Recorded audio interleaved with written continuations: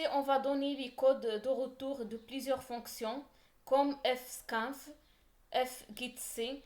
Ces deux fonctions retournent end of file.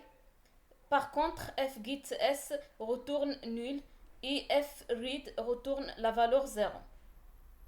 Dans cet exemple, on utilise deux fonctions fread et fwrite qui renvoient le nombre d'éléments de lecture ou d'écriture. Si la valeur renvoyée par fread diffère du nombre d'éléments à lire, c'est que la fin du fichier a été rencontrée lors de la lecture. On se sert de la valeur renvoyée par fread pour savoir si la fin du fichier est atteinte. La fonction file end of file permet de déterminer s'il reste des caractères à lire dans le fichier. Cette fonction contient un seul paramètre qui indique le flux de caractères à tester.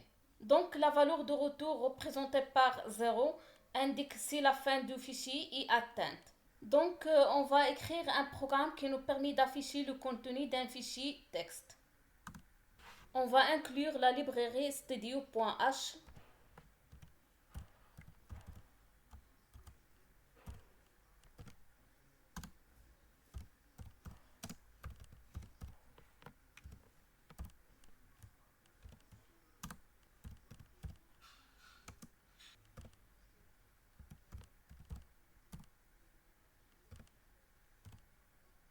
Juste un petit rappel concernant un fichier qui se trouve sur le disque dur. Pour l'ouvrir, on a besoin d'une fonction qui s'appelle fopen.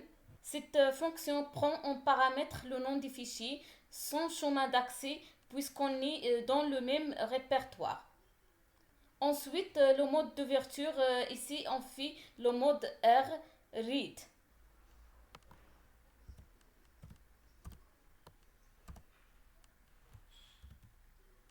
Je voudrais afficher l'ensemble de mon fichier, donc qu'est-ce que je dois faire? C'est juste l'utilisation d'une boucle while qui nous permet de parcourir la totalité des textes avec une condition qui est différente de file and of file. Pour une valeur égale à 0, on sort de la boucle, c'est-à-dire la fin du fichier. Dans cette boucle, on va utiliser la fonction fscanf qui lit à partir d'un fichier.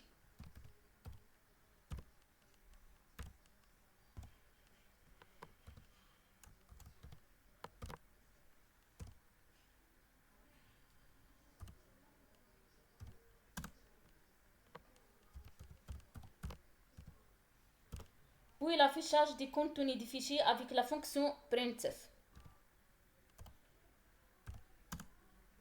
Et par la suite, on va utiliser ifClose qui nous permet de fermer le descripteur de fichier. On va enregistrer et quitter l'éditeur VI. On va tester la compilation. Par la suite, on va créer un fichier texte identifié par le nom fiche1. On va taper un texte.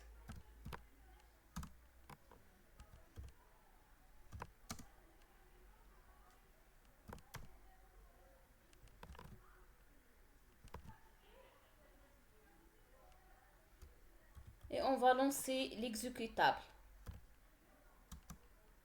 Et comme nous voyons ici, il va afficher plusieurs chaînes de caractères comme ABC, SMI et 20. Nous avons déjà eu l'occasion d'utiliser la fonction min. Cette fonction a un code de retour de type int. La fonction min comprend deux arguments, argc et argv. Pour argc, c'est un entier qui représente le nombre d'arguments passés dans la ligne de commande. argv, c'est un tableau de chaînes de caractères. Pour argv0 représente le nom de l'exécutable.